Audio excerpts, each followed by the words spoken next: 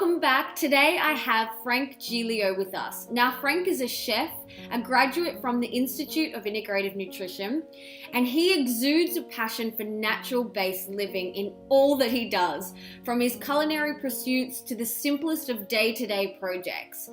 Frank runs Three Lily Farm, a Maine-based off-the-grid homestead where he mentors and educates others on the importance of preparing and eating seasonal and locally sourced diet. So welcome, Frank, and thank you so much for being with us today. Thank you so much, Melissa. It's good to be here. Now, before we dive in, can you give us a little bit of a background of how you got to where you are today? Sure, love to. So I've been working in the food industry since I was 15. I'm now 36, so it's about 20 years now. And I first took a job in a restaurant because I knew I'd be getting my license at 16 and wanted to save up money to get a car, and just decided to go into the restaurants. And I worked in a kind of a dingy retirement home, but saw a lot of inspiration in what the chef did and just his passion, even though the food wasn't that great, and really enjoyed it. So decided to pursue that even further while I was in high school, and eventually went on to go to culinary school in Vermont, New England Culinary Institute. And from there, I kind of spent about 10 years just in your typical restaurant environment, working the line, grilling and baking and doing all that kind of thing. And then around 2003, about 10 years ago, I really just lost the passion for the restaurant industry. I found it to be a little bit of a kind of a toxic environment, and the long hours and the weekends and the holidays, and it really just wasn't the lifestyle that I wanted to live. So I took a random job at a health food store where I ended up staying there for about 4 years, kind of self-taught myself vegetarian, vegan cuisine, and that's where I eventually got into raw foods. And I also at that point signed up for integrative nutrition and took the program in 2007. And so from there, I was just really into raw foods, was a vegan, and kind of kept up with that lifestyle for about 4 years. And then was also a very active ultra marathon runner. So I was doing distances of 25, 30, 50, 100 miles, which in kilometers would be about 150 kilometers. And just felt really amazing until I just stopped feeling amazing, and my body started to kind of reject the diet and the lifestyle I was living. So I sort of rethunked that. And around 2009, started to make a lot of changes to my diet, decided to move full-time to New England, which is where I was born and raised, but I was living in the northern parts now where I still reside. And it's a very cold weather climate, much different than time spent in Arizona or on the West Coast where it's a lot warmer. And eventually met my partner, Camille. We've eventually had a baby and bought a house. And within the last 5 to 6 years, my passion for merging farming with cooking kind of sparked. And that led us to buying the property that we have and really putting a focus on eating fresh, seasonal, locally sourced food, whether that's farmed by myself or my local farmers, or doing as much foraging for wild foods as possible. Wow, yeah, you talk a lot about foraging, and my husband and our little boy went foraging yesterday, and they came back with pig face and all sorts of different things. Can you tell us a little bit about foraging for people who are new to this concept, and what is foraging and how can we do it? Sure. Well, most people, when you say you're eating something wild, they automatically are like, oh, is this going to make me sick? Am I going to what is this thing? You're just eating like tree branches and barks and whatever. And it turns into this kind of like hippie wizardry type of thing. And foraging could be done in cities. It could be in urban neighborhoods. And I live out in the country. And of course, I go into the woods and forage what I can. But foraging and wildcrafting is simply eating foods that are not grown on a farm without the need of human interaction. So something like milkweed, which is a common edible here in New England, you boil it or blanch it like you would asparagus or broccoli, and it's these little flower bulbs, and they're delicious. And I have I could eat them every single day for dinner for 3 to 4 weeks. The season just passed, but a month ago I could be eating these every day. And this is a free, nutrient dense food that's right outside my back door. So I don't need to go and buy all these vegetables that are shipped across country when there's literally thousands of foods that are available. And when you talk about foraging, that also, if a hunter would be eating wild foods if they had deer or turkey, and a fisherman would be having wild foods if they went out on a river or a lake or the ocean and caught food. So foraging goes beyond just eating plants, but the idea of foraging is to go out in nature and collect foods that aren't grown specifically by a person. Exactly. Wow, that's amazing. We live in a city, so there's a misconception that you live in a city, you can't do this, but that's not true, is it? Yeah, yeah. I mean, I was just in Los Angeles in the early spring, and there's ginkgo trees, which the ginkgo nut is, and the leaves are quite medicinal. You could find citrus fruits all over this town. Um, I mean, certainly some areas are maybe a little bit toxic. I wouldn't go on the side of a major highway and pick food to Yeah. eat. But Central Park in New York City, there's lots and lots of food, and I know people that go there every week and go wildcraft some food. So yeah, even if you live in a city, you could still find little nooks and crannies where there's great edibles.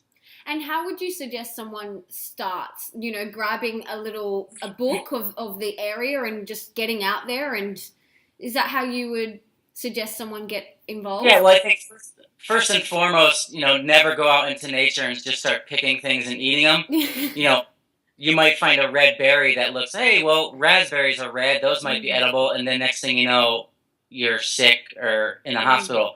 So I think the number one thing to do is try to find local wildcrafting classes and walks.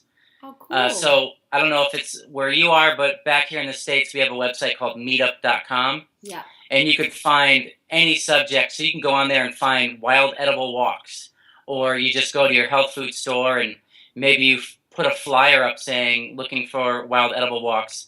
And then once you do that, and you get that personal touch with the plants and an expert teaching you the characteristics of these plants, then you might find some books on, say, mushrooms or wild plants devoted to your area of wherever you live. And then you start doing the research. I love, there's a lot of books that have illustrations or they're black and whites. I think getting color photographs are one of the best ways to really get a good idea of what the plant is, because mushrooms, wild mushrooms would be the one place that I would never go without knowing exactly what it is, because you could have a morel, which is totally edible, and a couple little differences could potentially be deadly. So most plants don't have toxins that would, say, kill you, but they could have ones that would really disrupt your health. So you never want to just go out there and eat any random thing that you find. Okay, good. That's a good tip. Definitely.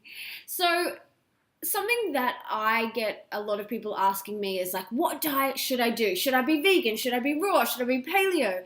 And, my philosophy is you've got to really eat as close to nature and seasonally, and really tune into what your body is telling you. That's Yep. that's my food philosophy. So Yeah. do you have any insights on, if someone should do raw or vegan or paleo or whatever? Yeah, I mean, for me, I was a raw vegan for 4 years, and the first probably year and a half, I felt amazing. I lost 50 pounds. I completely transformed my health. Even the way I looked at food, I completely transformed it, and it really allowed me to seek out the highest quality food. But then after a while, it just wasn't working anymore, but I was fighting with my intuition of needing a change and just saying, no, it's always the best. This is the way it is. Until my teeth started like crumbling and my digestion got really poor. It was then I finally said, like, okay, I have to make a change because it's just not working anymore. And I think more than anything now, it's like, I'm glad I went through that diet, and I don't consider my diet to be paleo, but there's a lot of characteristics to that. And I've done my juicing and I've done all these different bits. And I think more than anything, I'm glad that I'm very well educated or well versed in all these different diets, because at different times of the year, that particular diet might be perfect for you. So right now, it's very warm out. I've got heaps of vegetables growing in my garden. I want a salad every day. I want fresh, juicy fruit every day. We're going out and picking blueberries and blackberries and mulberries and raspberries. Those don't need to be cooked. They're perfect just the way they are. But 6 months from now, it's going to be freezing cold. There's going to be 2 feet of snow on the ground, and I'm just going to want hot soup. Yeah. And I just need to listen to what, the environment is telling me I should eat, and my body. And so now I know how to make the changes if necessary. But I think it takes um, an education. I think people lack the education, and they require somebody to tell them what they need to do, because they don't have the know-how to tell themselves what to do. So they look at somebody and then they call them a food diet guru, and then they listen to everything they say. And then the trouble with that is, say somebody was listening to me as a raw foodist, and then once I realized, like, hey, I need to evolve here. My body is not doing well on this raw vegan diet. I'm going to go back to eating the highest quality animal foods I could find. Then they feel let down that I made these changes, because they saw me as the guy who was a raw foodist. And how dare I change my diet because they depended on me to give them the raw food education. And so I feel best when I eat fresh seasonal foods. I support probably 3 or 4 farms around me where I can get the vast majority of my produce. When I was a raw foodist, over 80% of my diet was coming from imported into the country, because I was eating mostly fruit. And so there was a conflict of interest there. I thought I was eating this very sustainable diet, but I required health food stores and shipping and food shipments to bring my food in. Now I could eat all my food within a 15, 20-mile radius if I want. I don't try to only eat local. I eat plenty of imported foods, but it just, for me and where I live, it's very easy to eat a wide variety of different foods. And I think I just learned to eat seasonally and prepare the foods at what's appropriate. So I've been eating some like raw zucchini that I'll just slice it with a peeler and make it like a little pappardelle pasta.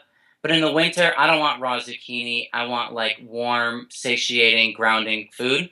And it's just a natural evolution of our diet. And I think because of stores like Whole Foods and large chain grocery stores, we could eat any ingredient we want any time of the year. So we've lost that ability to eat with the seasons, because we could have tomatoes in January, February, June, and July. The quality won't be the same, but we could always have that tomato. So we could always make salsa.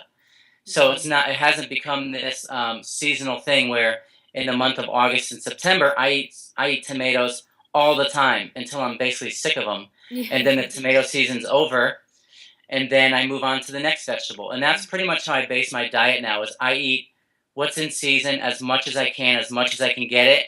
And then when the season's over, I hardly think about it. Yeah, beautiful.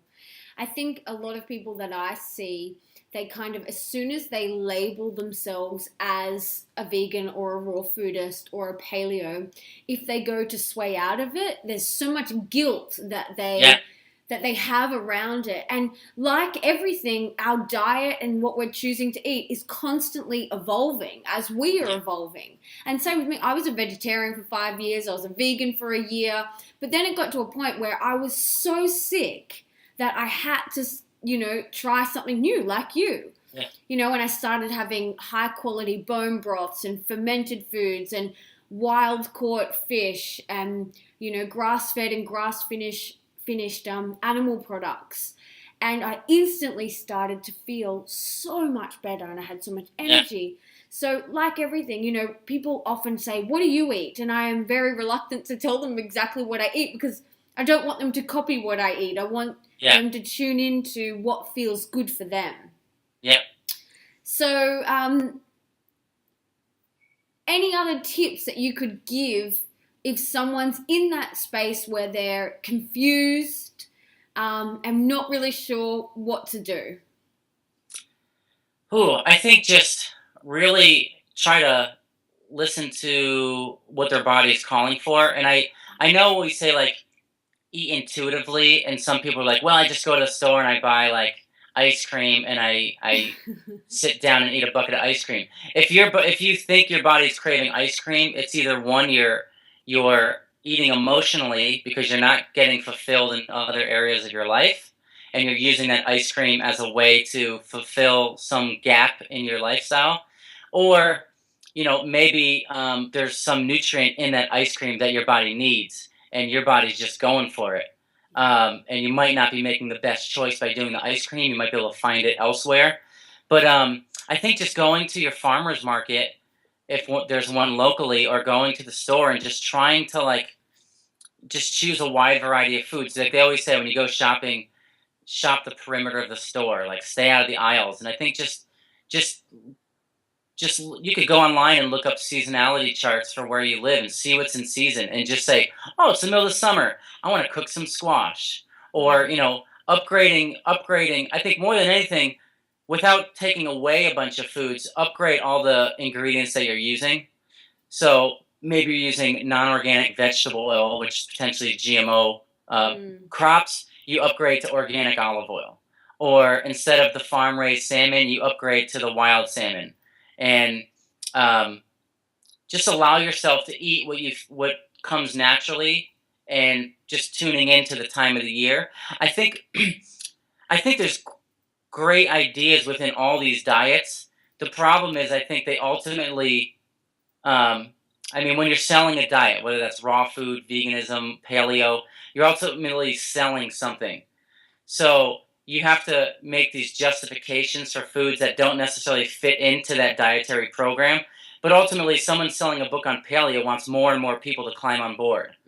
So the core, say like the core of raw food when I got into it, was eating fresh fruits, vegetables, nuts, seeds, seaweeds.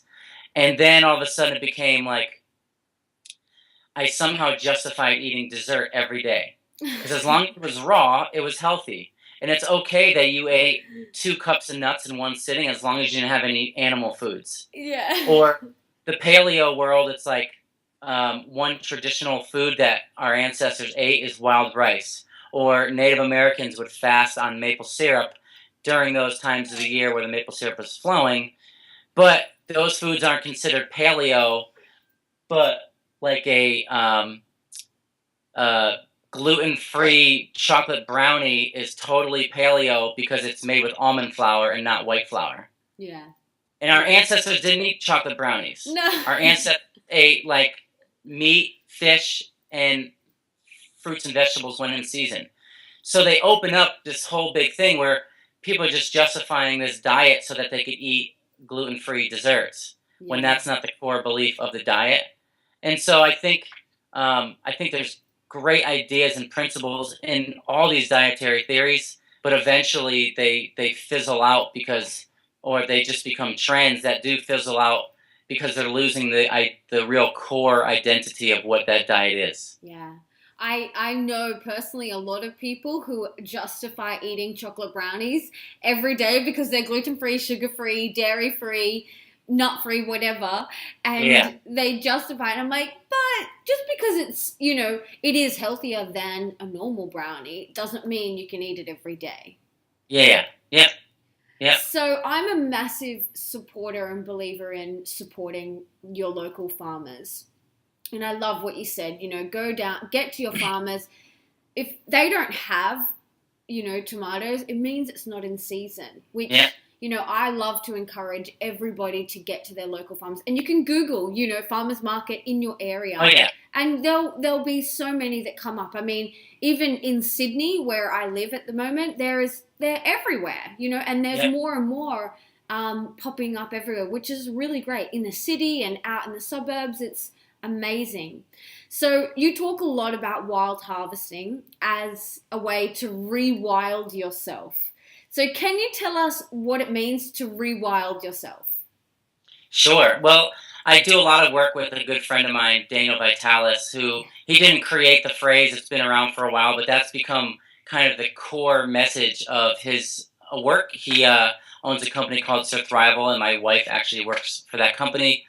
And he's really hit home this message of rewilding. And he uses these analogies of dogs, where all dogs, no matter big or small, fast or slow, they are all part of the wolf. They're all originated from the wolf. And so the Great Dane and the Chihuahua are all from the great wolf. And through domestication, they could be good hunters or good sniffers or this, that, and the other thing. And humans are almost the same way. But we become so domesticated that we cannot survive out in nature. We can't procure our own food from nature. We sit down far more than we need to every day. We can't. We've just lost. We don't have the health and the robust fitness that the our ancient ancestors once had, and so this idea of rewilding is. I mean, I'm not planning on becoming a caveman again. I'm very happy I have my iPhone and my computer, and we could do this call today. And the idea is not to say like I'm just going to go live in the woods and only wear leather clothes that I make myself and hunt everything with a spear. It's like you can't go back. We can't change the direction we've created or the path that we're on right now. But we could start recalling some of that really good information that was once available, that's still available to us, and do the best we can to kind of live that wild lifestyle as the hunter-gatherer people, but in today's modern society. So that means jumping into cold springs. I have a spring-fed pond in my backyard, so I'm in that every day in the summer. I cut a hole through the ice in January and jumped in when. No. So that's just something. That's just like a thing I did. I'm barefoot whenever I can be. Yeah. I'm eating wild foods whenever I can be. I'm exercising, not always, not. I mean, whether you want to work out in a gym or CrossFit or yoga, whatever you want to do, we're incorporating some movement that maybe isn't always about like barbells or treadmills. We're using our whole body. We're getting limber again. We're acting like kind of like a monkey outside, climbing things and doing things like if you watch kids on a playground, how you're reacting what they might do, and just like being a little more free and exposing yourself to the elements a little bit more. So in the summer, people are used to sitting in their air-conditioned homes. In their air-conditioned homes, in the winter, they need the heat on, and it's always 70 degrees. So stepping outside and you're barefoot in the snow and just allowing yourself to feel cold for a moment. Or in the summer, like getting your entire body exposed to the sun. These aren't like new age techniques. These are things that people did all throughout our lifetime. We just forgot them because most people just let it all go. It's like, oh, we just go to the grocery store and buy our food. We go to the doctor when we feel sick. We take this pill to help us feel one way. We do this. And it's just a call to action of like, we still need to utilize, I'm glad I have a car. I wouldn't be able to maintain my lifestyle without a car. But I make sure I go out and go for runs, or I ride my bike when I can, or I get out in nature and just go for hikes. And I think that's a very small little snippet on the idea of rewilding. Beautiful. And what does it actually do to your body? Like in winter, for you to go in extreme cold, what is that doing to your system? I honestly feel, I mean, I live in a cold weather climate. I grew up 6 hours south of where I live now, and it's a completely different environment. When it's winter here, it's winter and we get a lot of snow and it's cold. And I honestly feel way more resilient to the cold than I ever have. And I could be outside with just my like long johns underneath and a wool sweater and a pair of pants and warm boots, and I'm outside for hours if I need to be. I chop a lot of wood to heat our home, and I'm out there every day moving wood or hauling wood, and I just feel more resilient. I got a cold about 6 months ago, which was the first time I felt sick in years. And I think just overall, I think my body adapts better to the environment, and I'm able to be out in nature without needing to be like completely bundled up in hat and gloves and scarves and all that. Certainly, there's a time for that, but if I feel like I could just be active outside at any time of the year, and my body just naturally has adapted to that. I think I need to start doing a little bit more of that. I'm one of those people that goes outside and I'm rug up and freezing. Yeah, my wife. That's my wife. But I also, because of our lifestyle, I need to be. I have sheep and chickens that need water and food every day. So I can't just say like, oh, it's cold. They're on their own today. It's Yeah. like I have to go out there, no matter rain, snow, sleet, hail. Like they need to be taken care of. We need to heat our home, and so there's things I have no choice but to be outside and do. So I force myself to be out there a little bit more than the average person. Yeah, beautiful.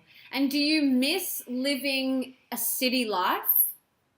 Um, I think the only thing I say I miss about the city life, two things. I drive a lot more than I probably would want to because I have to drive a lot further distances to get to where the things I need. Yeah. And I think the greatest thing about a city, I love going to LA.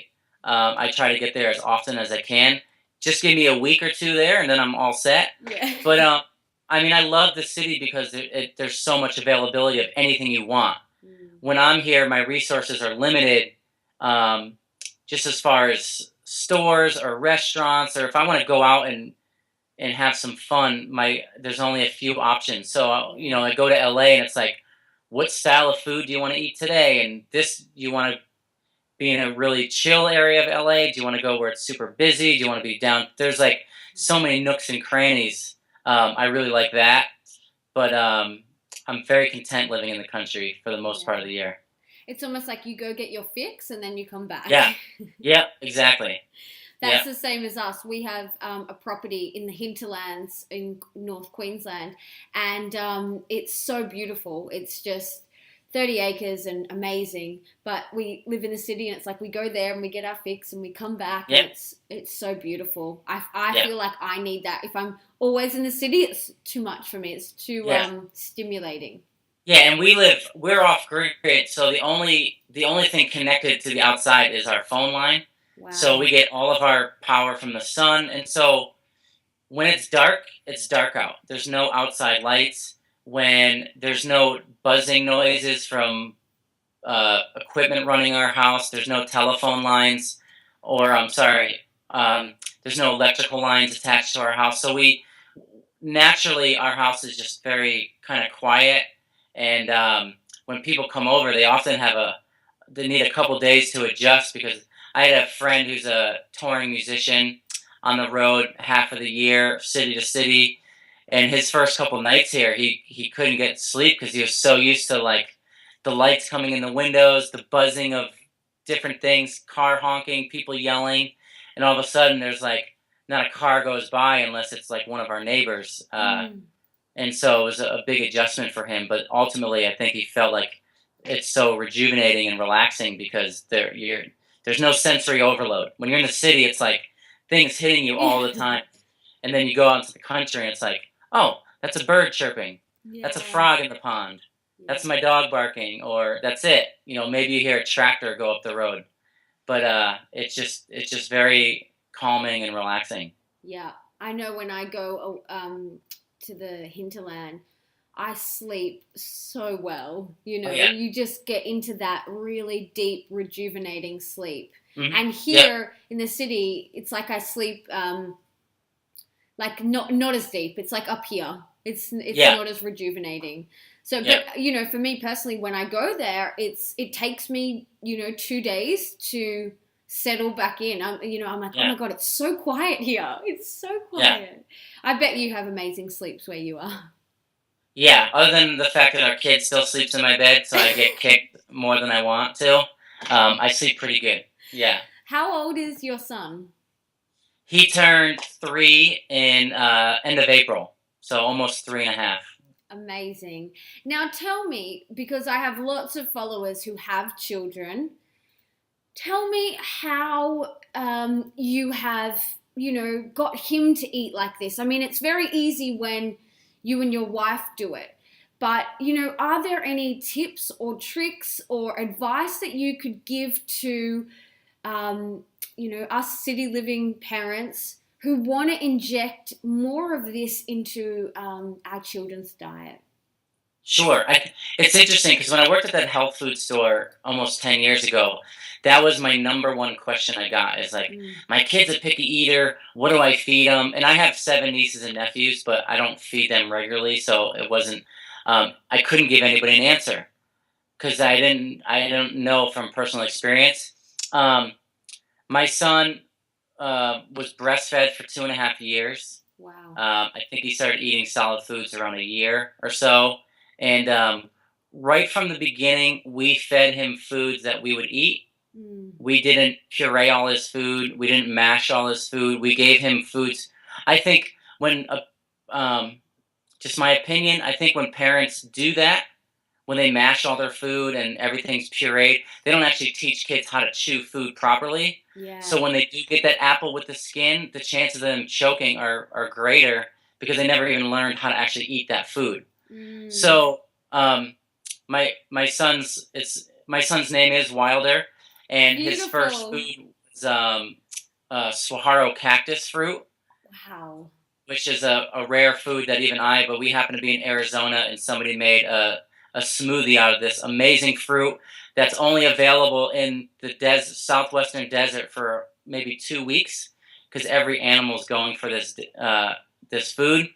And that was his first food. But his first foods were wild rice, soft cheeses, even ground beef. We would do the occasional like mashed sweet potato and avocado, but we just fed him fruits and vegetables just like we would eat. And we've never went out of our way to make him food that we wouldn't eat. Yeah. So if I'm making dinner, he's getting the same exact thing. Yeah, there's some foods we wouldn't give him. He might not have, we wouldn't give him chicken on a bone when he was super young. Yeah. But we just went to a restaurant 2 weeks ago, and it was a prefix dinner, and we couldn't get a babysitter, so we took him. And he sat down and ate all 5 courses. They gave him small portions, but he ate exactly what we had on our plates. Bitter greens like radicchio and duck confit and fish and tomatoes and clams, and he ate the whole thing. And I honestly feel if you have a picky eater who's 9 years old or 13 years old, I definitely think they go through phases. And I do know that my son, there's certain foods that he would eat every single day, and then you make him it one more time and he just won't touch it.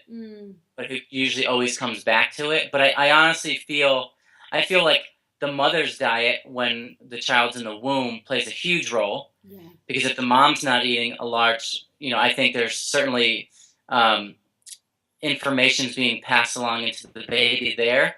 But I also think it starts right from the moment you start feeding your children.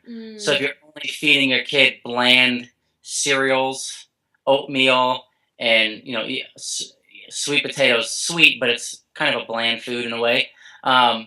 If you're not adding any seasoning to it, or they're eating oatmeal and cereals and just all these basic bland foods with no spices. I don't give him spicy food, but he certainly gets a lot of spices and lots of herbs, and I always encourage him to try things. Yeah. So if I'm making thing or I have a random ingredient, I always say, here, have a bite of this, try this. I tell him what it is. I talk to him about the actual food and how you prepare it. And most of the time he'll eat and say, yummy. And so I think it starts from when they're young. And so if you have a 13-year-old kid who's only been eating a very small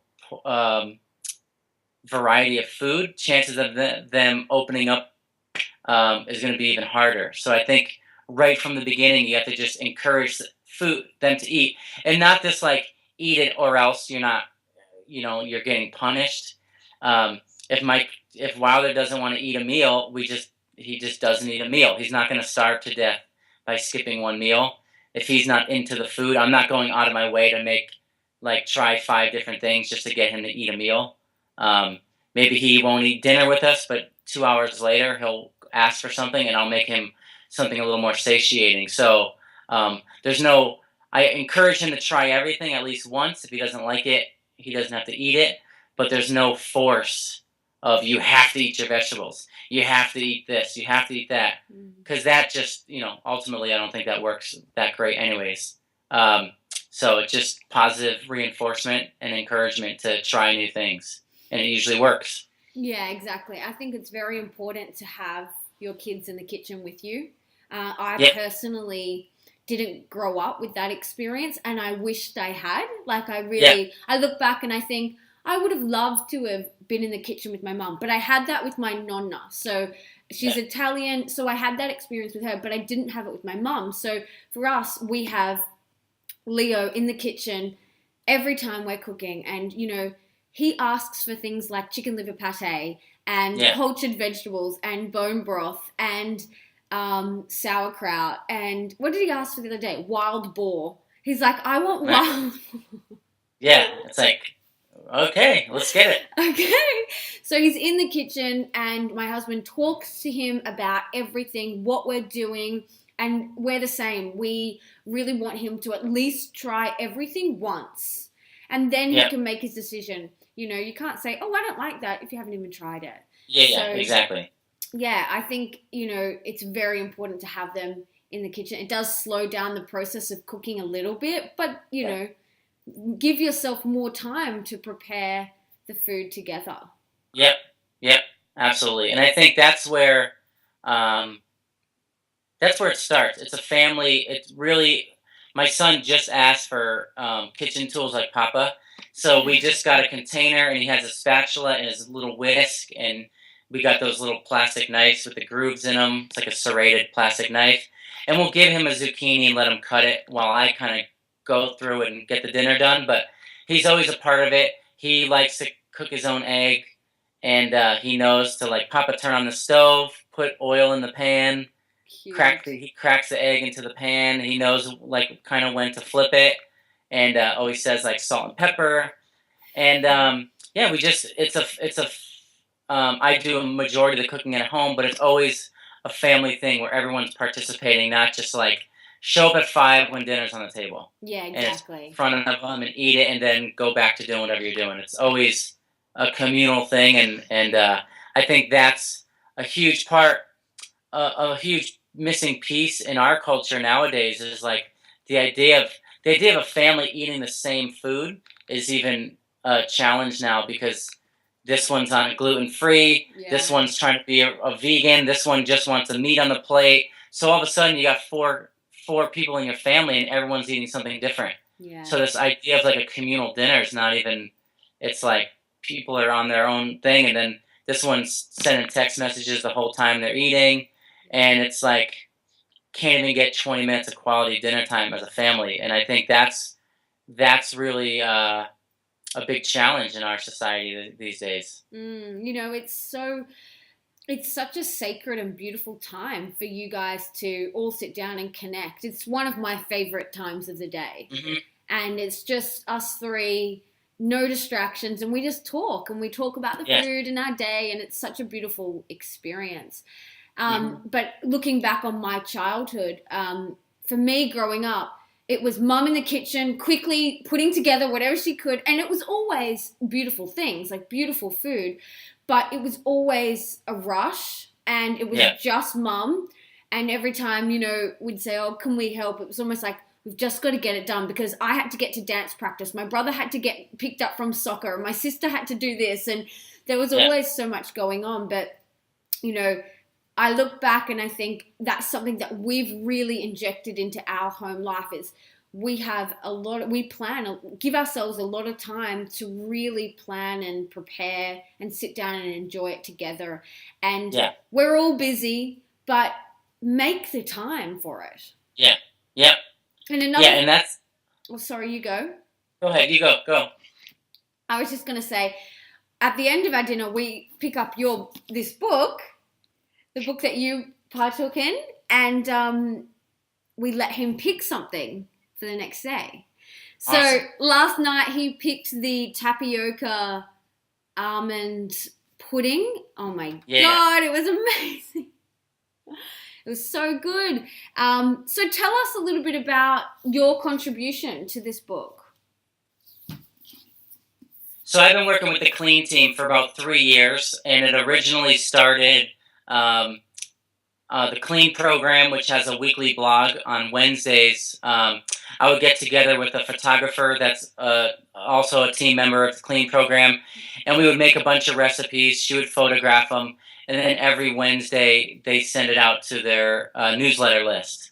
And so that's how it started with them. And then, like I said, I've been doing that for about 3 years now. And then they contacted me last fall and said, we got the go ahead from our publisher to do a cookbook. It's Dr. Younger's third book in his series, and we're ready to do a cookbook, and we want you to be a part of it. Wow. And I jumped on board as quickly as I could. And so yeah, I wrote all those recipes in the fall. I put together about 180 out of the 200 recipes that are in the book. Wow. Ranging from vegan recipes, some raw food recipes, wild fish, different animal products, and most of it. So Dr. Younger has the Clean program, and he kind of has two different cleanses that he does. One is kind of the clean cleanse. The other one is for the gut, which has an elimination diet. And so some of the certain foods aren't necessarily allowed to be consumed within that program. All the recipes in the book are gluten-free and dairy-free. That's like the number one thing you could see throughout the book. No refined sugars and no pork. Those are kind of the big no-nos just as far as the book goes. And then depending on which dietary program you're doing of his, some might not do nightshades, some might not do real starchy vegetables. One might be a little more restrictive on the animal foods that are consumed. But it really just depends on the program. And then there's just some basic generic recipes that are in there that don't necessarily fit into any category, but they're just kind of, fall into the category of like clean foods. And so it was such a fun project. I've always wanted to do a cookbook, and I didn't really realize how much effort it took. Not even the financial requirements of putting the book together, but to be able to be a part of the photo shoot was amazing, and just the brainstorming of the recipes. All of a sudden, they're like, we need this many recipes, and they need to fall into these categories. And when I first started to do the book, it was in the fall in Maine, and so this huge stretch of recipes were all like New England fall rustic recipes. And I was like, I had to like stop myself and like, wait a minute, summer in California, summer in the Mediterranean, and I had to start like jumping out of the seasons, because naturally I just want to eat what's seasonal. I had to incorporate a lot of different ingredients and think of different people in different parts of the world at different times of the year. And it was just a fun project, and I learned so much, and I'm extremely satisfied with the recipes that made it into the book, for sure. Well, it's honestly the most beautiful book, and there's so many recipe books that you pick up, and there'll be like one or two that you'll actually cook, but everything in here is just so beautiful and stuff that we as a family can eat. So I think it's amazing, and I'm so glad we've got a copy of it. It's Awesome. just beautiful. So and we try and make a new thing from it every day. We love cooking. We cook breakfast, lunch, and dinner at home, and it's always good to try new things and different recipes. And so, yeah, thank you for sharing this beautiful book with us. You're very welcome. So, do you have anything else before we wrap up that you want to share? I'm so grateful for all the knowledge, that you shared with us today. But is there anything else you want to share with the tribe? Sure. Let's see. I think, getting into, I know some people that probably follow you are like super on board with your program or your ideas and principles. And it's like, you give somebody a little bit of information and they're like on it. They're like, yeah, that works. I'm doing this every day. Or like, it doesn't really fit my thing, so I'm going to kind of get rid of that. And then there's other people that they might be very skeptical, or the idea of like eating healthy is this like very restrictive thing that, comes to like you only eat salad and it's bland and boring, or it costs too much money. I just want to say, I think people need to kind of, eating healthy does cost money. It costs more than going it costs less than going to the doctor. But I think it's all about this healthy lifestyle. So it's not just the food. And I want to encourage people to find the best water they can find and get outside. And whether they buy the clean book or they go to the bookstore and find cookbooks that they like, trying new things. I think people get so stuck. When we talked about this book and creating the book with my manager for that project, they were basically saying, like, I think the average person probably has like 14 meals that they just eat it's in like a rotation. Wow. And then they go out to eat every bit. And so like people want to find like 14 recipes that they could just like incorporate into their life, and they probably do the same sort of thing. They have stir fry one night, they do a stew one night, they have pasta one night, they do pizza, and it's like this revolving thing where every couple weeks they're eating the same food. So I just want to encourage people there's so many beautiful cookbooks. Go out, find some books that look enticing, try new ingredients. I was never a huge fan of kohlrabi, but this summer it's become like my favorite vegetable, and I'm eating it whenever I can. And taking chances. There's a quote by Julia Childs that it just says sometimes you got to have a like what the heck approach to cooking. Yeah. And make mistakes and try new flavors and combinations and really you don't have to like be crazy molecular gastronomy chef and use some like super exotic ingredients, but just feeling okay about trying new things and encouraging the family to take part. And ultimately, when you tune into the seasons and start eating locally, I think everything else starts to fall in place, because your body will naturally adapt to the way it's always been done until the last 40 years or so, when convenience stores allowed us to eat whatever we want. Just want to say, just tune into what is like in our core. It always has been. For our people have been around for 1,000,000 years. So it's only been this very new, small amount of time that we've been able to branch out so much. So I think just kind of tap into that intuitive wisdom that's just somewhere inside all of us that just needs to be like unlocked again. Beautiful. I love it. What a perfect way to finish. Thank you so much for sharing all of that with us. And I highly encourage everyone to get clean eats. So thank you so much. Thank you so much. Have a great night. Thank you. Bye.